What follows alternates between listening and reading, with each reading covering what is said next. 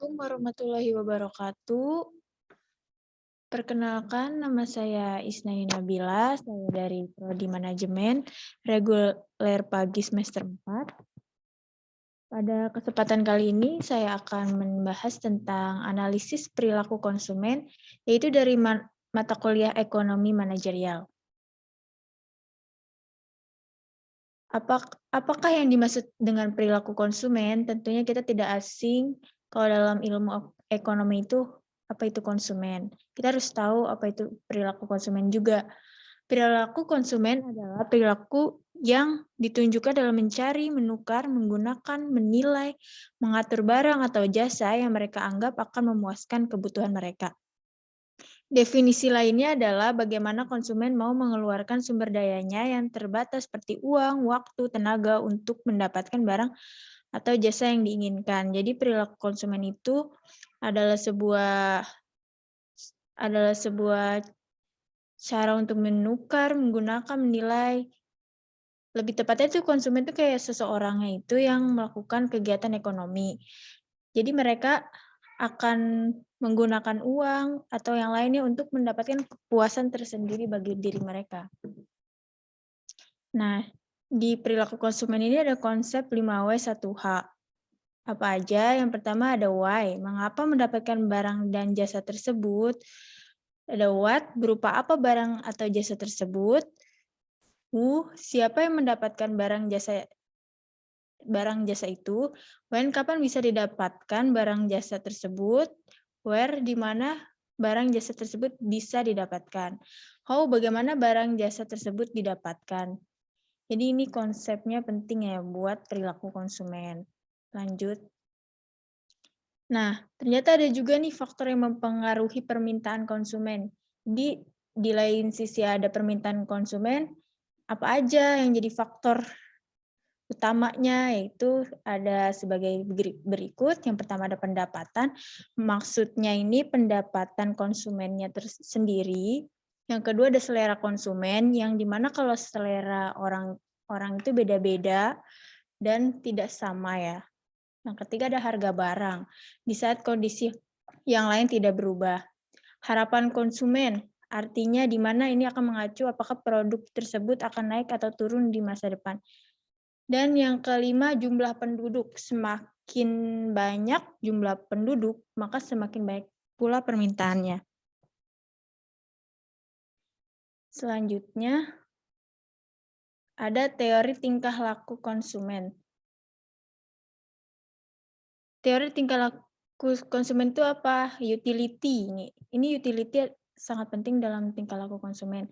Adalah rasa kesenangan atau kepuasan yang muncul dari konsumsi. Ini merupakan kemampuan memuaskan keinginan dari barang, jasa, dan aktivitas. Tujuan konsumen adalah memaksimalkan utilitas dengan batasan berupa pendapatan dan harga yang bersangkutan. Nah, jadi teori tingkah laku konsumen itu terbagi menjadi dua. Yang pertama yaitu pendekatan marginal, yang kedua ada pendekatan ordinal. Kita bahas dulu yang marginal. Pendekatan marginal utility adalah kepuasan yang diperoleh saat menambah suatu barang atau jasa. Utilitas marginal menunjukkan manfaat tambahan yang diperoleh setelah mengkonsumsi atau memakai satu unit tambahan dari suatu komoditas.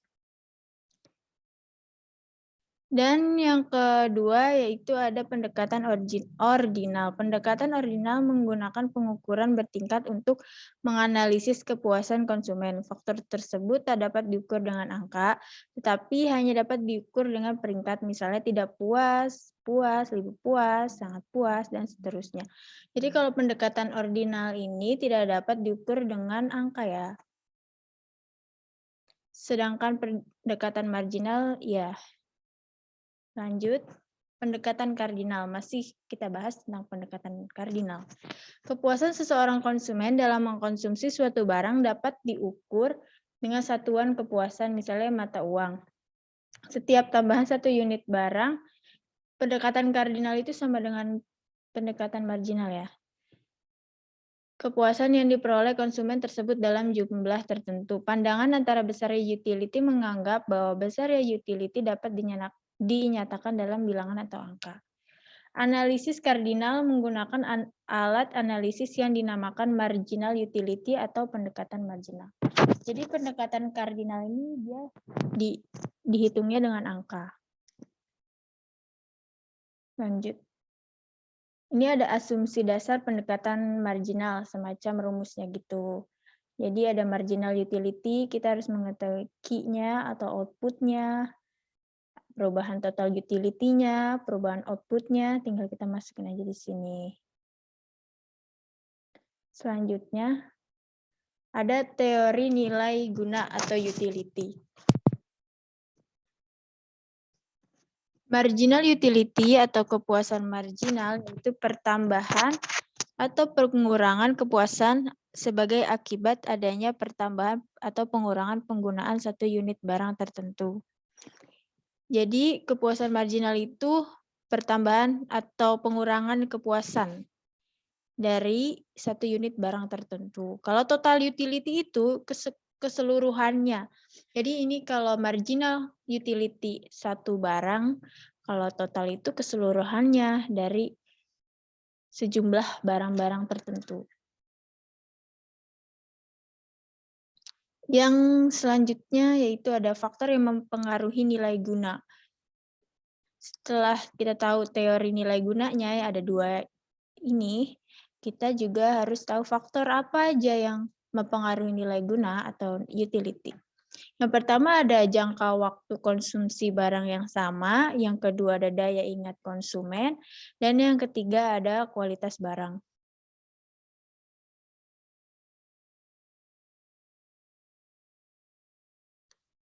Selanjutnya, faktor kepuasan total.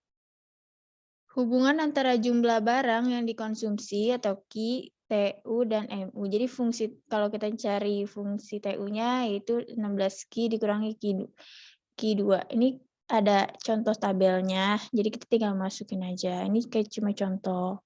Hubungan TU dan MU ditujukan dengan TU akan meningkat bila mana MU-nya lebih besar dari 0, jadi positif. Lebih besar dari 0 itu positif, dan TU maksimum pada saat MU sama dengan 0. Selanjutnya, TU akan menurun jika MU kurang dari 0 atau negatif. Contoh lain dari pendekatan kardinal. Ada contoh lainnya yaitu schedule total utility dan marginal utility untuk konsumsi buah mangga dalam satu hari sebagai berikut. Jadi kuantitasnya yang pertama 0, total utility-nya juga 0, marginal utility-nya nggak ada. Yang kedua yaitu ada kuantitasnya 1, total utility-nya 20, marginal utility-nya juga 20. Yang kedua yaitu kuantitasnya 2, total utility-nya 35, marginal utility-nya 15. Yang ketiga, ya total utility-nya 45, dan marginal utility-nya 10. Begitupun seterusnya. Realitas model utilitas kardinal. Asumsi tentang utilitas satu barang sangat sulit diterapkan, dan rasionalitas konsumen terpengaruh oleh sikap emosional konsumen seperti pengaruh iklan, lingkungan, gengsi. Jadi pengaruh iklan, lingkungan itu mempengaruhi juga loh rasionalitas konsumen ini. Dan selanjutnya konsumen dapat memutuskan membeli produk jika harga dan manfaatnya produk sama atau sebanding. Jadi konsumen dapat memilih atau kayak ini sesuai dengan kebutuhan saya. Jadi itu pentingnya dalam memutuskan membeli produk. Dan yang terakhir ada atribut suatu barang sebagian dapat diukur dengan kualitas dan harga produk. Maksudnya atribut suatu barang itu kayak mungkin kelebihannya kayak packaging atau apa, kan dapat dilihat juga kualitas dan harga produknya pasti beda.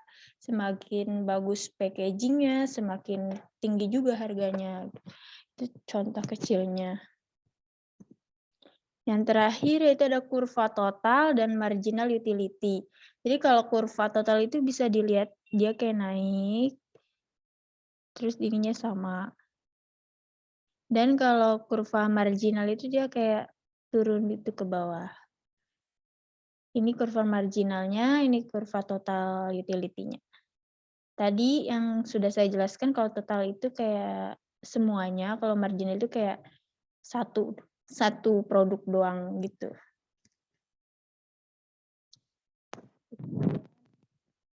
Bahasan yang dapat saya jelaskan pada materi ini mungkin masih banyak kekurangannya karena saya juga masih belajar.